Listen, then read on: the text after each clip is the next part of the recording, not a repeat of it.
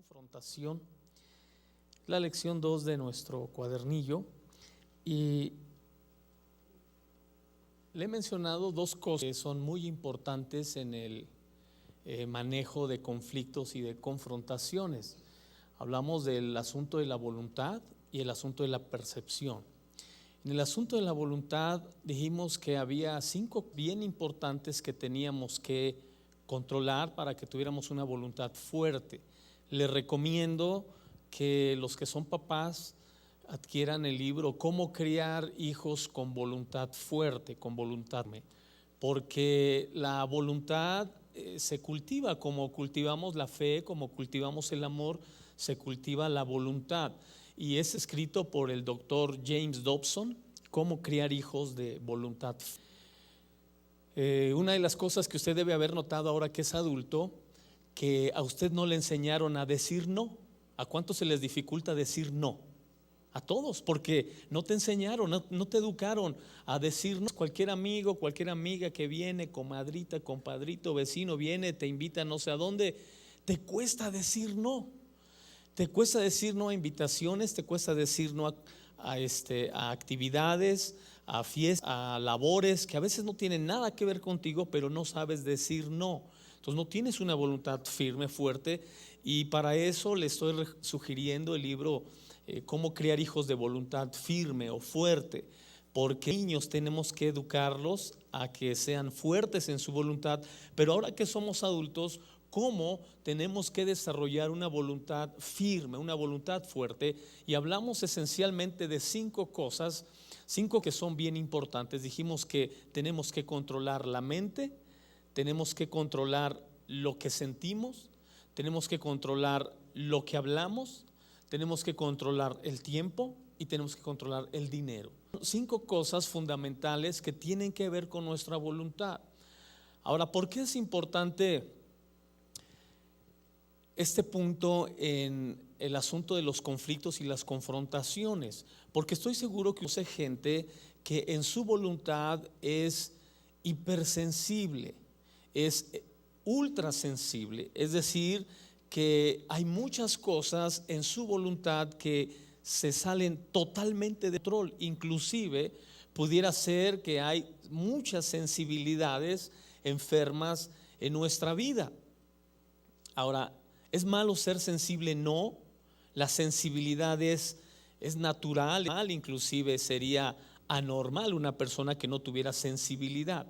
El problema es cuando la sensibilidad se enferma y se sale fuera del control de la voluntad, y entonces me una mueca, me incomoda una palabra, me incomoda el ambiente, me incomoda lo que escucho, lo que dicen, y entonces parece que le damos rienda suelta a sentimos, a la sensibilidad que hay en nosotros, y comienza a haber una cierta enfermedad de ella.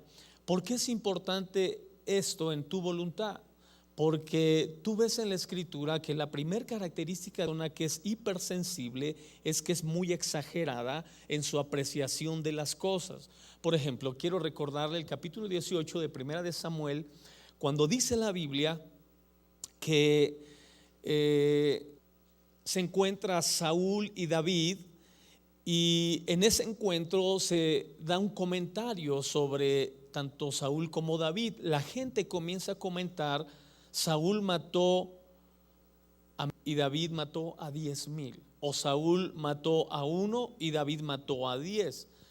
La expresión es la misma, lo que pasa es que al gigante lo consideraban como por 10, al gigante que mató David. Pero ya en temas de batalla era real. David podía destruir a muchos enemigos y Saúl no tanto como David. Así que cuando Saúl escucha, fíjate lo que sucede con una persona que no es firme, no es fuerte, y que su sensibilidad está fuera de control, que se vuelve hipersensible, se vuelve exagerado. Entonces dice la escritura que cuando Saúl escucha que la gente dice sobre David cosas elocuentes o cosas admirables, y sobre él no tanto como de David, lo que Saúl dice, lo único que le hace falta es el trono. Ahora ve la exageración. Tú sabes que cuando David es ungido para rey y cuando enfrenta al gigante, pasó un proceso como de unos 18 años para cuando David llegó a ser rey. Es decir, que David no fue rey después de que mató al gigante, después de ser ungido. Hubo un periodo de tiempo de años.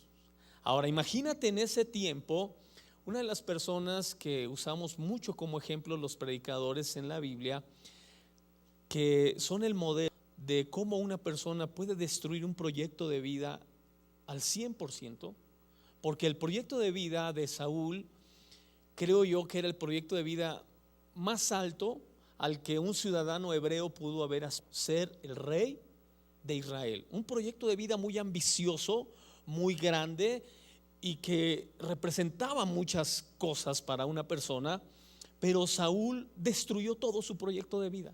Él es el ejemplo de una persona que no tiene una voluntad firme, que no tiene una voluntad fuerte, y entonces es hipersensible, le molestan las muecas que hacen a favor o en contra de él, le molesta una palabra que escucha, un comentario, y no tiene control de lo que siente. Entonces se vuelve exagerado. La gente que es exagerada en su apreciación, vamos a entrar al asunto de la percepción porque todo esto se está grabando, es gente que no solamente exagera las cosas en las que se ve en desventaja, sino exagera lo que en algún momento Dios pareciera que no está a favor de él. Ahora, ¿a cuántos de nosotros Dios nos ha dicho que no? Muchas veces que no. Le pediste que te sanara y Dios te dijo no te voy a sanar. Le pediste que te ayudara en la prueba que tenías y Dios te dijo no te voy a ayudar porque la prueba te produce paciencia, porque vas a aprender una lección a través de la enfermedad. Le pedimos muchas cosas y nos dijo que porque quería darnos algún otro tipo de lección. Pero lo que sucede por lo hipersensibles que somos, cuando la sensibilidad es enfermiza, lo que sucede es que entonces yo me vuelvo exagerado y entonces Dios a mí nunca me contesta, Dios a mí no me responde, Dios no me quiere, no me ama. No es cierto. Es la conclusión a la que llegamos porque en algún momento Dios dijo no, o no hizo algo a favor nuestro. Es delicado el punto de la sensibilidad, porque Saúl no solamente era exagerado sobre lo que estaba pasando con David, sino lo que de alguna manera también él podía recibir no de Dios. Entonces, no pierda de vista si en algún área usted es exagerado, si en algún área usted le pone mucho de su cosecha, analice su voluntad. Posiblemente usted es demasiado sensible. Y la sensibilidad es saludable y es buena, pero cuando se enferma, se sale de control y entonces a usted le va a crear problemas terribles. David, fíjese la sensibilidad de David sana. La sensibilidad de David, dice la escritura, que cuando Saúl, acuérdese usted que él tenía un problema. En aquel tiempo era muy difícil diagnosticar psicológicamente conflictos o problemas que pudiera tener una persona. Así que lo que la Biblia dice exclusivamente de Saúl era que un espíritu le atormentaba. Pero el perfil de Saúl tenía muchos conflictos psicológicos. David, cuando le dicen a David que él tenía que desarrollar un talento, que él tenía el arpa, la lira, él tenía un talento que necesitaba Saúl para solucionar algunos problemas que él tenía. Saúl tenía problemas psicológicos y espirituales, en los que dice la Biblia que un espíritu venía sobre él y lo ponía en condiciones muy malas. Así que los sabios del rey Saúl le dicen: necesitamos una persona que pueda curar tu enfermedad. Entonces buscan a una persona con ciertas características. La primera era que supiera tocar. La primera característica es que supiera tocar. Usted lo puede ver en 1 Samuel, me parece, capítulo 16. Para los que están tomando nota, verso 23. Las características de David que eran características de un hombre con una voluntad firme y con una voluntad sana. Normalmente las personas de voluntad firme son gente que sabe sanar heridas, que sabe solucionar conflictos, que sabe enfrentar situaciones de la vida, confrontarlas y darles una respuesta, una solución. Entonces las características de una persona así es que tenía que saber tocar, y David sabía hacerlo. Y cuando tocaba, dice la escritura, que Saúl se ponía bien. Pero había momentos donde era suficiente el arpa, volvía a ponerse mal Saúl y tenían que volver a llamar a David, y otra vez David iba con el arpa y tocaba y se sanaba Saúl. Pero entonces dice el texto que David tenía otras cualidades: sabía tocar, era hombre de guerra, era prudente en sus palabras, era valiente, pero sobre todo dice el texto, y Jehová está con él, y Dios está con él. Dice la escritura que era prudente en sus palabras. Vea usted lo que es las características de una persona de voluntad firme. ¿Cuántos de nosotros, el 80% de todos los problemas que tenemos es por lo que hablamos? A nosotros nos hubiera convenido nunca haber aprendido a hablar, ¿cierto? Es verdad. Muchos de nosotros estuviéramos del otro lado si nunca hubiéramos sabido hablar, porque todos nuestros problemas son eso. Porque la prudencia de David en la forma en la que él hablaba, acuérdense que la prudencia es el puente entre lo que estoy viviendo y lo que espero vivir o espero ser en la vida. Muchos de nosotros no nos gusta la condición en la que estamos, y el puente para salir de esa condición de la que estamos a la que creemos que debemos estar es la prudencia. Y David era prudente en sus palabras. Así que si necesitaban una persona que tenía que solucionar los conflictos que tenía Saúl, tenía que ser un hombre con voluntad firme como David. Y David tenía que entonces saber tocar.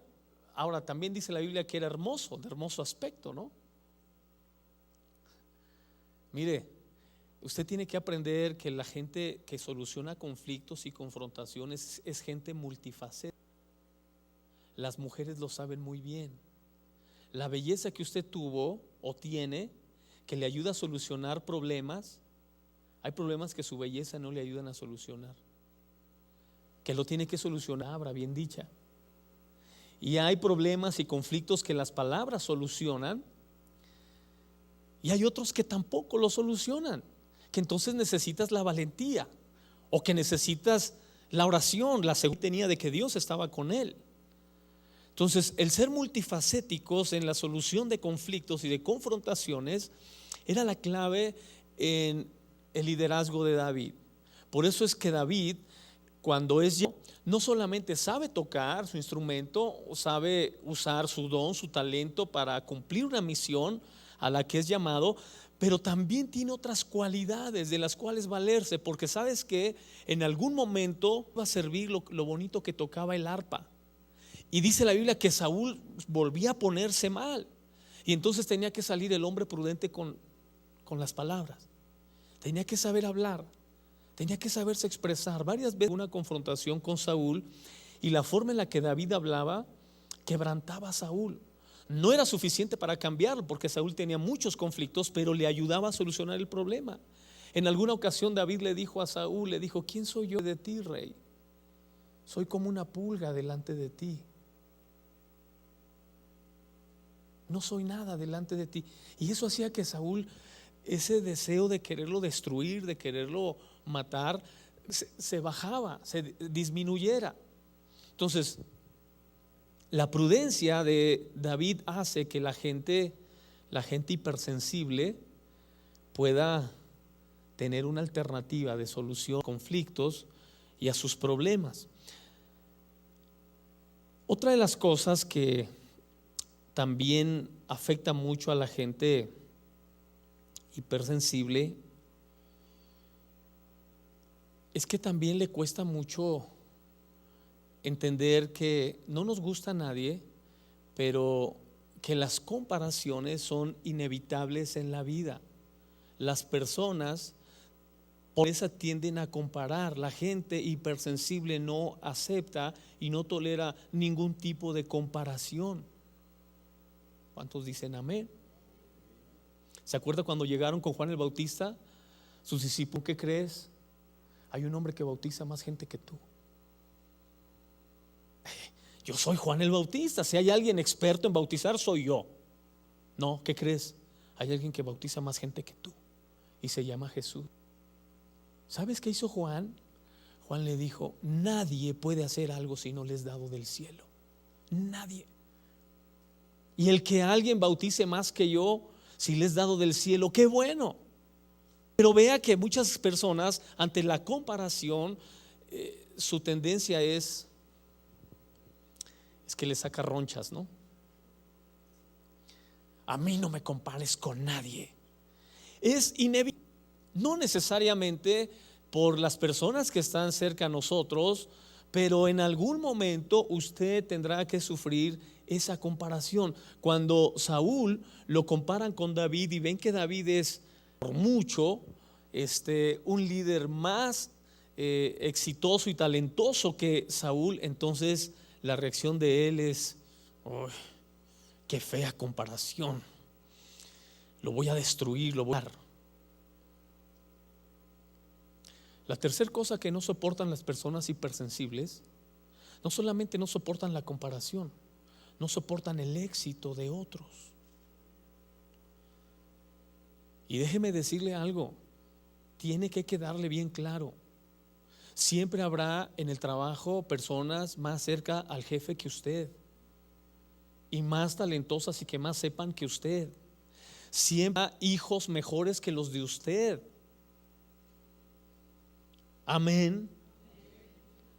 Porque mis hijos, no me los toquen, ellos son lo mejor. No, siempre habrá hijos con mejores notas, con mejores calificaciones que los nuestros. Y entonces tenemos que aceptar el éxito de otros. Sí. Yo sé que no soportas cuando escuchas que tu amiga que salió de la prepa contigo tuvo 3 hijos y mantuvo su cinturita después de haber tenido 3 hijos y tú no la pudiste sostener. Sé que eso te incomoda y te molesta muchísimo. Ha de tener quien le ayude en casa, unas 3, 4 personas que le ayuden en casa para que ella se vaya al gimnasio. No, tiene una vida igual que la tuya, solo que por alguna razón de la vida ella logró conservar su cintura y tú no. Pero no soportas el éxito de otros porque eres hipersensible. Pasamos de la sensibilidad sana a una sensibilidad enfermiza. ¿Se da cuenta qué tan importante es la voluntad para poder nuestros conflictos? David tenía esa voluntad. Saúl no. Saúl no tenía una voluntad firme. Saúl era hipersensible, sentía de más, era exagerado, no soportaba la comparación, no soportaba el éxito de otros. David sí. Tan es así que cuando Dios le dijo: Señor, usted no va a construir mi casa la va a construir otro, no usted. ¿Sabes qué hizo David? Se dedicó a conseguir toda la materia prima para dejársela al que la iba a construir. Él pudo haber dejado cáscaras en el camino para que el que la iba a construir no lo hiciera, porque si él no lo hacía, ¿por qué lo iba a hacer otro? Él pudo haberse gastado todos los recursos para que no se hiciera la casa del Señor, pero él tenía una voluntad firme. El éxito de los demás era su éxito de él también. Eso no lo entienden los que tienen sensibilidades enfermas. Cuando la sensibilidad se enferma, no toleras nunca que los demás sean mejores que tú, que alcancen cosas que tú no has alcanzado. No va a ser usted un solucionador de conflictos y de confrontaciones si no entiende eso. La segunda cosa,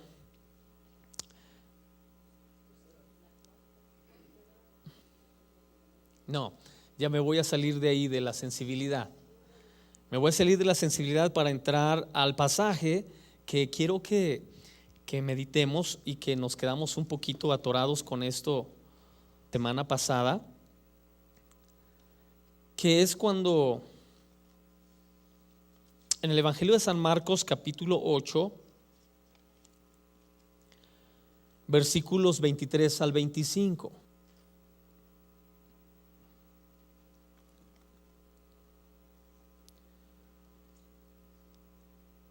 Dice que está hablando de un milagro que hace el Señor Jesús. Él tomó de la mano al ciego y lo sacara del pueblo, después de escupirle en los ojos y de poner las manos sobre él, le preguntó: ¿puedes ver ahora? El hombre alzó los ojos y dijo: veo gente, parecen árboles que caminan. Entonces le puso de nuevo las manos sobre los ojos y el ciego fue curado, recobró la vista y comenzó a ver todo con claridad. Jesús lo mandó a su casa con esta advertencia: no vayas en el pueblo. Y es el pasaje en el que quiero que pensemos hoy sobre el segundo punto para solucionar conflictos y problemas, que tiene que ver con, hemos dicho, la percepción. La percepción, que es muy importante para solucionar un conflicto. Hemos dicho que ver o mirar no es percibir. Percepción es la conclusión a la que llegamos cuando vemos algo. Cuando vemos a una persona y después de verla tú concluyes que es buena o mala, que es agradable o desagradable, es prepotente o déspota, o que es muy buena onda. Eso es percepción. Esa es la conclusión a la que tú has llegado. El concepto con el que te quedas al final del día es tu percepción. Si al final del día tu percepción es que no fue un buen día en el trabajo porque no ganaste lo suficiente o porque no vendiste lo que esperabas, entonces eso es percepción. Lo que viste, no lo que miraste, sino la conclusión con la que tú te has quedado. ¿Por qué es importante esto? Porque Jesús hace mucho énfasis sobre la percepción como una cualidad y una característica que nos ayuda a poder tener una vida más agradable, más cómoda, pero sobre todo que esté en el viaje del destino que Dios tiene para nosotros.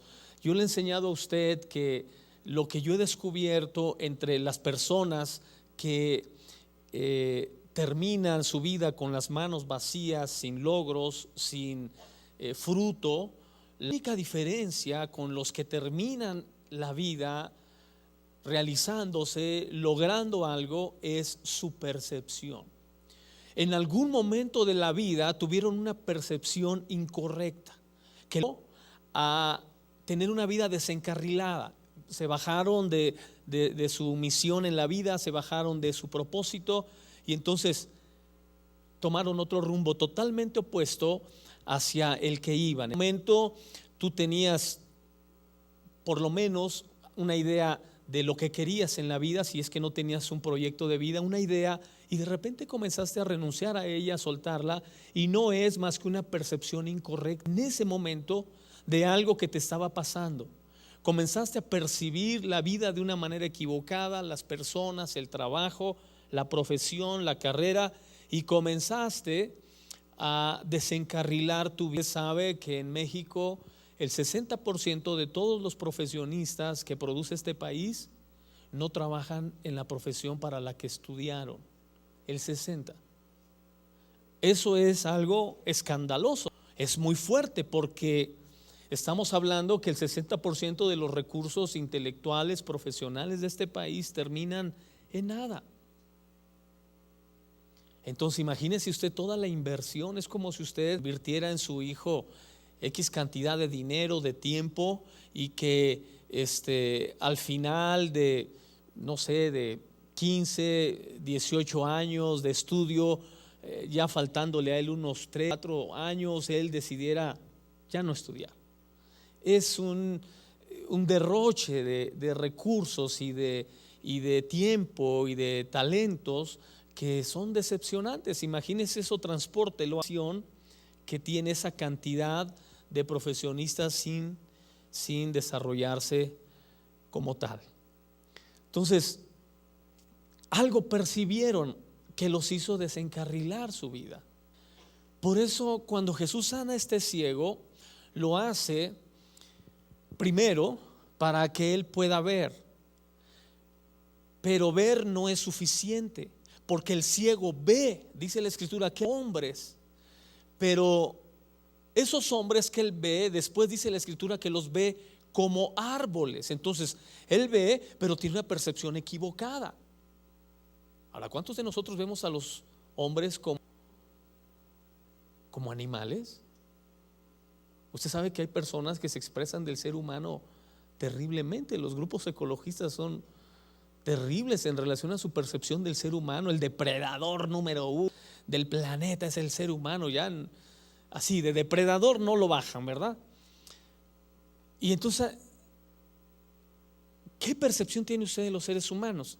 Este ciego tiene una percepción, veía, pero equivocadamente en su percepción. Entonces Jesús vuelve a orar por él, y entonces ya ora por su percepción, que él pueda ver a los hombres como lo que son, seres humanos. Y entonces ya en la segunda vez que Jesús ora por ellos, su percepción hacia los seres humanos cambia. Yo le pregunto a usted, ¿cuántas veces usted ha necesitado que se le abran los ojos espirituales para que pueda complementar la percepción que usted tiene de lo que está usted viviendo y ver las cosas como son? ¿Cuántas veces he citado? El siervo Giezi, que era el siervo de Eliseo, dice la Biblia que un día su percepción de él sobre el mundo espiritual era muy limitada, muy corta.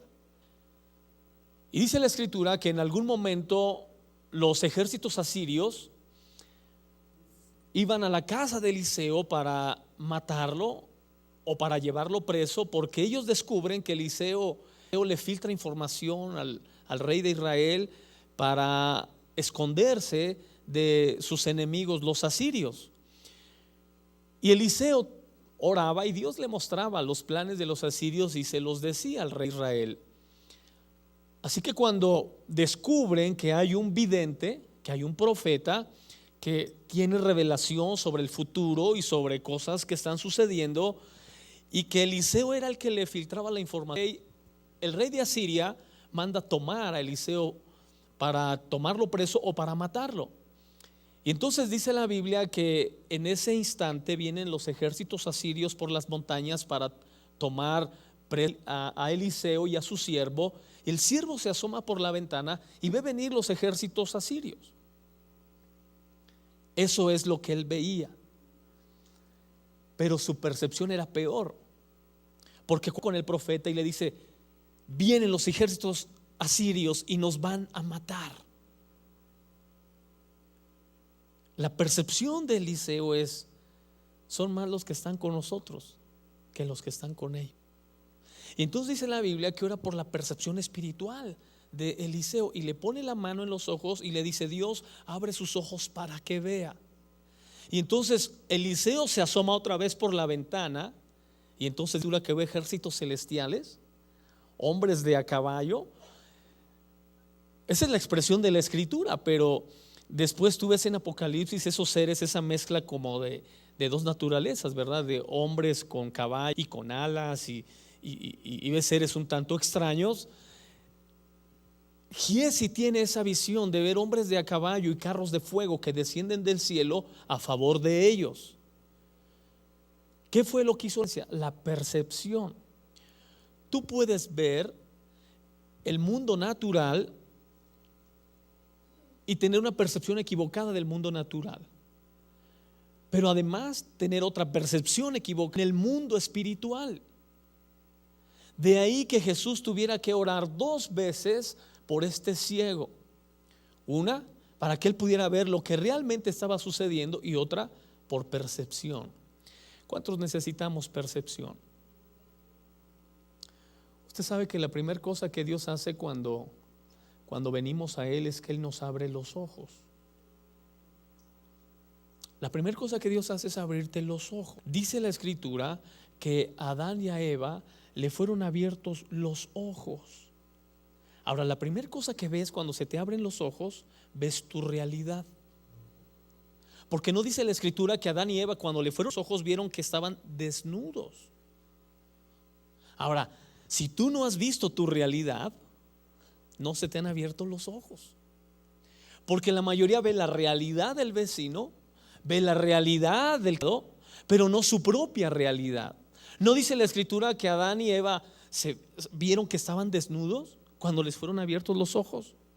No había más que ver su realidad. Y cuando te abren los ojos, lo primero es que vas a ver tu realidad. ¿No te va a gustar? Sí. ¿Te va a incomodar? Sí. ¿Te va a preocupar también? Dice la escritura que cuando hay realidad, lo que hicieron fue taparse, cubrirse, porque no les gustó su realidad. Y entonces Dios llega con ellos y entonces a la realidad de ellos, ¿no? Y les dice: ¿saben qué? Las cosas no funcionan así. Si no hay derramamiento de sangre, no hay remisión de pecados. Y entonces el primer sacrificio se da ahí. Sacrifica 2 corderos para taparlos de pieles y entonces cubrir su desnudez. Pero no pierda de vista eso. La percepción, lo primero que hace es ver tu realidad. Entonces, si mi percepción es buena, siempre voy a ver mi realidad antes de ver la de otros. ¿Conoces personas que son buenos para ver lo que les pasa a otros, pero lo que les pasa a ellos? Somos buenos para señalar lo que les pasa a otros, pero no para señalar lo que nos está pasando a nosotros. Así que percepción era muy importante para lo que Dios quiere hacer en el ser humano. Porque usted no puede ir más lejos de lo que su realidad es. Podemos fantasear y podemos ilusionarnos y podemos soñar 1000 cosas, pero usted tiene que partir del hecho de su realidad. Ahora, si en su realidad Dios ojos espirituales y le permite ver 1000 cosas, créalo, pero primero parta de una base. ¿Está bien? Entonces dijimos que la percepción tiene como fundamento número el conocimiento. A mayor conocimiento, mayor percepción. Si usted tiene un conocimiento muy limitado, usted tendrá una percepción muy limitada. Dicen que una vez llegó un joven con el sabio Sócrates y le dijo: quiero tener conocimiento. Y el sabio Sócrates tomó al muchacho y le dijo: ¿cuánto quieres conocimiento? Y le dijo: para mí es lo mejor, es lo más importante. ¿Quieres mucho conocimiento? Sí. Y dice que lo llevó y lo metió al mar y lo agarró de la cabeza y lo sumergió y lo tuvo ahí unos buenos minutos y lo sacó y le dijo: ¿quieres conocimiento todavía? Y le dijo: sí, sí quiero conocimiento. Y lo agarró otra vez y lo metió al mar. Un ratito ahí y lo volvió a sacar y le dijo: ¿todavía quieres conocimiento? Y le dijo: quiero oxígeno. Y le dijo: si deseas el conocimiento como deseas el oxígeno, lo vas a tener. Si no, nunca lo tendrás. El conocimiento es la base fundamental de tener una percepción amplia. La mayoría de las personas tenemos una percepción accionada por los medios de comunicación y por pseudointelectuales que nos han hecho creer que la vida, que el mundo, que las personas son algo que no son. Y yo lamento mucho personas que van por la vida diciendo: así es, y le dices: ¿por qué es así? Porque lo vi en la televisión. Como si la televisión fuera la verdad o la norma de vida por la que todos tenemos que pasar. El conocimiento es mucho más que eso. Y todavía no llegamos a la sabiduría, que es todavía otro nivel más profundo. Pero conocimiento de la palabra, conocimiento de todos los recursos que nos ha dado para poder cumplir los planes que Él tiene para nosotros. Amén. ¿Quieres tener percepción? ¿Cuánto sabes?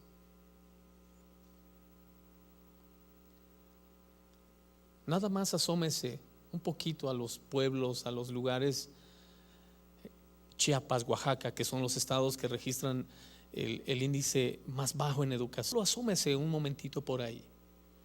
Y es sorprendente cómo las personas ven la vida. Pero peor todavía, los que les han hecho creer que la vida funciona así. Usted sabe que en nuestro país hay una ley de usos y costumbres. Fíjese cómo es una tontería, y bueno, ya se grabó, pues qué bueno.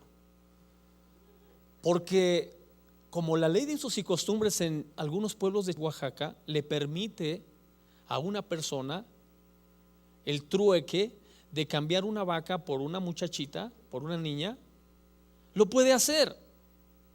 ¿Cómo reduces la dignidad de una persona al animal? O de dinero. Entonces te das cuenta cómo los pseudointelectuales que nos hacen creer, no, es que tenemos que conservar los usos y costumbres de los. ¿A qué precio? ¿Al precio de pisotear la dignidad de las personas? ¿Tú sabes cuándo esas personas van a tener el valor que tienen como seres humanos y como imagen de Dios? ¿Cuántos años se van a tardar esos pueblos para poderse sentir imagen de Dios?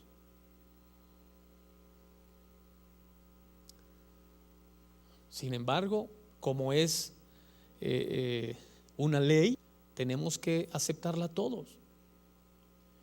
Y yo creo que en estos tiempos, iglesia, el evangelio tiene que llegar a esos lugares y hacer que las personas, si la ley, ni siquiera la ley humana los puede dignar, la palabra de Dios sí los dignifica y les da el lugar que merecen. No es fácil, porque es ir en contra dice el libro de los Hechos, que es mejor obedecer a Dios antes que a los hombres. Es ir en contra humana. Pero cuando las leyes humanas pisotean la imagen de Dios en los seres humanos, entonces sí Dios nos autoriza dignificarlos a ellos y decirles, sabes que tú no tienes que creer que vales una vaca o que vales 20,000 pesos. Amén. Nos pasa en la ciudad también, nos pasa aquí. Solamente que el animal es, las cantidades son distintas, pero sigue sucediendo aquí. Porque nos hacen creer de otras formas y de otras maneras que tenemos ese nivel. Bueno, usted y yo necesitamos conocimiento. El conocimiento le va a dar una percepción más amplia de Dios, porque es lo mismo en todo.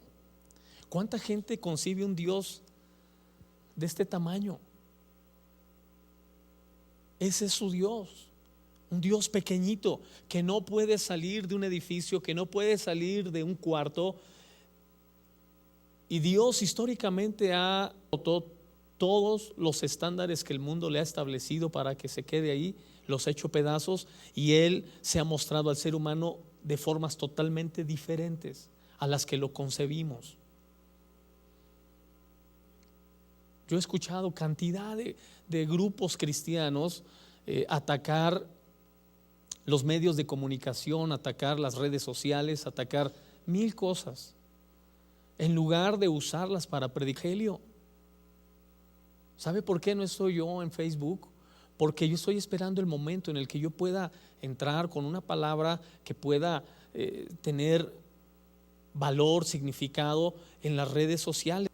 Yo no voy a entrar a Facebook para andar chismeando y para andar enseñando mi nuevo coche, mi nuevo departamento, o para andar comentando lo que le pasó a fulanito o a sultanito. Yo voy a entrar a Facebook para predicar la palabra, como he entrado a otros medios a predicar la palabra. Pero el hecho de que no esté ahí no quiere decir que lo ataque. Y hay grupos cristianos que atacan todos los medios de comunicación, todos, en lugar de usarlos. El apóstol Pablo vivió el globalismo número uno que ha existido en la historia del mundo. El globalismo de los romanos fue el más poderoso que ha existido. Y Pablo no se escondió, y Pablo no se aisló. Usó el globalismo de los romanos, aprendió latín, aprendió griego, aprendió los idiomas más importantes de su tiempo para poder predicar. Llegó a los lugares que nadie se imaginó que un predicador podía estar. Estuvo él ahí. Amén. Cuando estuvo con el areópago y le dijo a la areopagita del Dios no conocido, del que ellos tanto mencionaban, se sorprendió cómo poner un hombre ahí y darles una cátedra de Dios a un nivel. Era como llegar a la ONU y presentar a Dios en la ONU como la esperanza del mundo. Lo hizo Pablo. Entonces, hay gente que tiene un Dios pequeñito, que su Dios no cabe en las redes sociales, que su Dios no cabe en la televisión, no cabe en la radio, no cabe en como películas o Hollywood. Dios cabe en todas partes. Hay que encontrar la forma de llevarlo ahí, y esa es la labor de usted y mía. Pero si nuestra percepción es de cada domingo en la congregación, es cada vez que estoy en el grupo de vida solamente, Dios es de lunes a domingo. Hay gente que su Dios es solamente para los domingos o solamente para el grupo de vida. Dios es de lunes a viernes, sábado y domingo. ¿Cuánta gente lleva a Dios a su trabajo? Si Dios supervisara tu trabajo en lugar del gerente o del director de la empresa, ¿qué calificación te daría Dios si Él supervisara tu trabajo? Pero no, pensamos que Dios se queda en la iglesia y yo me voy a trabajar de lunes a viernes y lo veo en la iglesia. Dios supervisa el trabajo. Amén. Entonces dijimos conocimiento. Número 2, la segunda cosa que nos da percepción después del conocimiento son las influencias. Las influencias que tenemos a nuestro alrededor.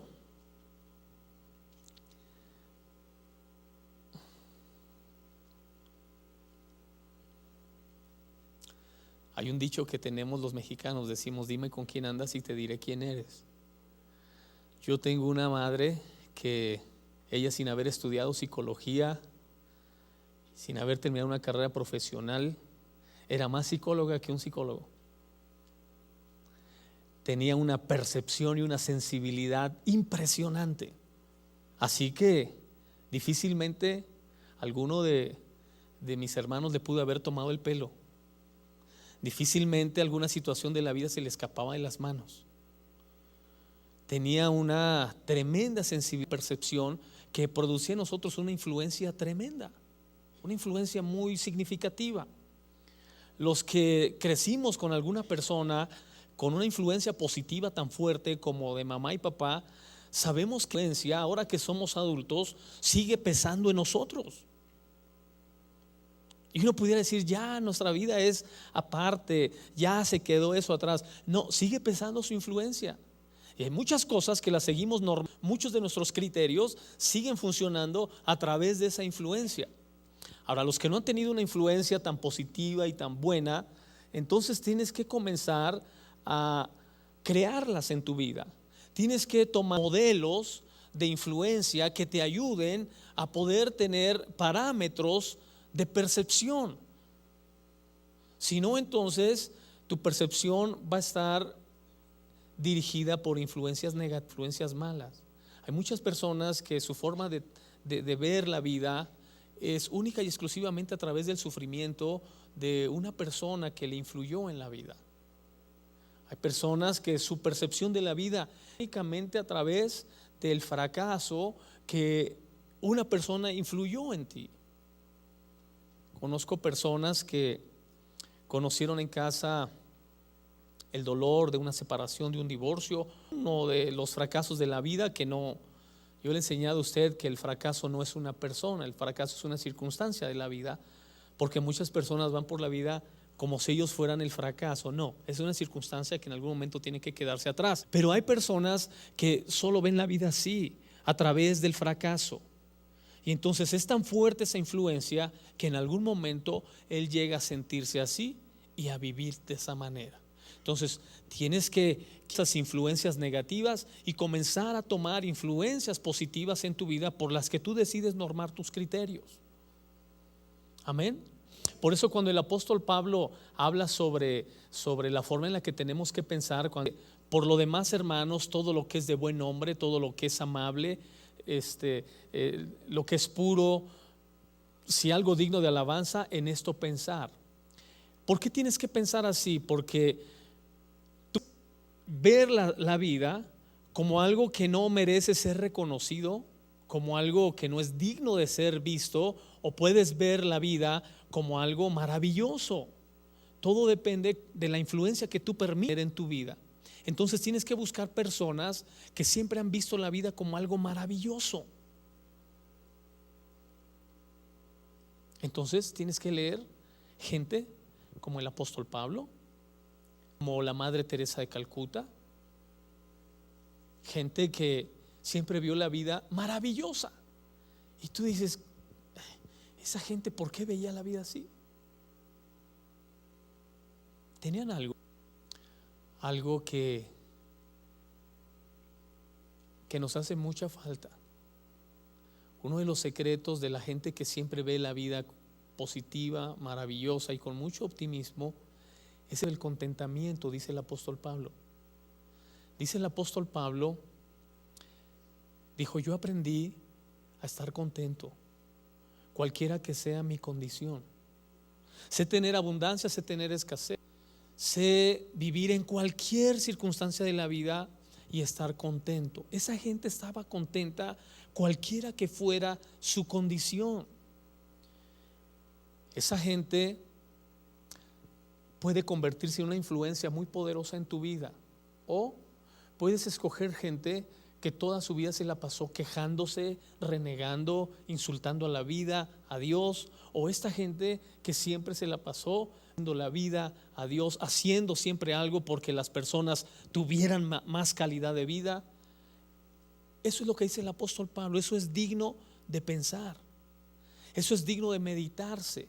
Lo que no es digno de meditar, váyalo sacando de su vida, porque va a influenciarlo a usted para una percepción equivocada. Dios es bueno, la vida es buena, todo lo que hizo es bueno. Entonces, ¿por qué quejarnos si todo es bueno, no? El secreto del contentamiento, cultívelo, se cultiva bien fácil. Desde que te levantas comienza a dar gracias por todo, por todo. Termina el día dando gracias y cuando menos te des cuenta vas a ser una persona contenta contigo mismo y con todo lo que te pase. No importa qué doloroso, qué fuerte, qué negativo, qué duro sea, vas a estar finalmente contento. ¿Está bien?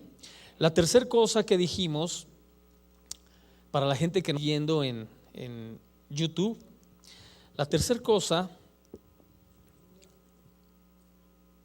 los miedos nos dan una percepción. Hay buenos, dijimos, miedos naturales, y hay miedos de pánico, malos, y peores, los espíritus de miedo. Los miedos buenos siempre nos van a ayudar a prever situaciones de la vida, a superar peligros, a superar situaciones que no conocemos bien. Los miedos de pánico y espíritus de miedo, ellos nos van a llevar siempre a equivocarnos, a cometer gravísimos errores, no solamente de percepción. El miedo te lleva a enterrarte a ti mismo. De hecho, la palabra que predomina en las observaciones que hacemos acerca de los conflictos, del por qué nos cuesta confrontar situaciones, es por el miedo. Por el miedo a ser rechazado, a ser malinterpretado, a ser desconocido, etcétera, etcétera. Los miedos. Y el miedo puede llevar a una persona a enterrarse a sí misma. Con todo y su talento, capacidad, recurso, se va a enterrar misma. Por eso es que no puedes tener percepción por los miedos de pánico o por espíritus de miedo, sino por el miedo natural.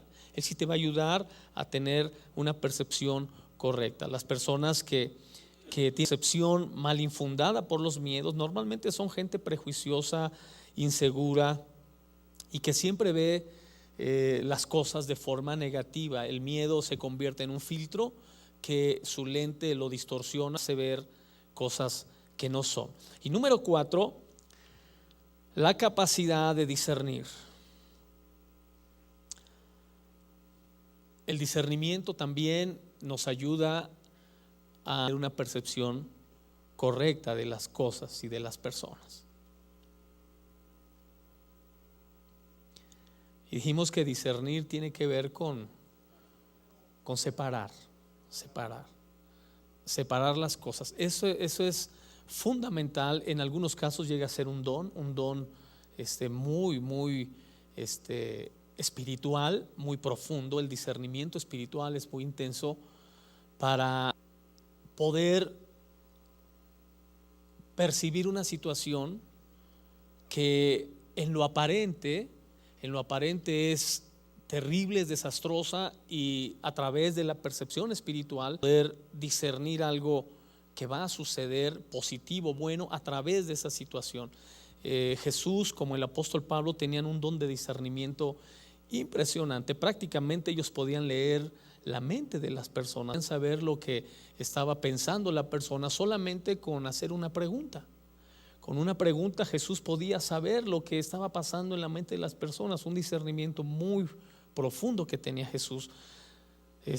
No llegar hasta allá, ¿verdad? Pero solamente con que aprendamos a discernir entre la mano izquierda y la mano derecha, entre lo bueno y lo malo, es suficiente para ir por la vida por un buen camino.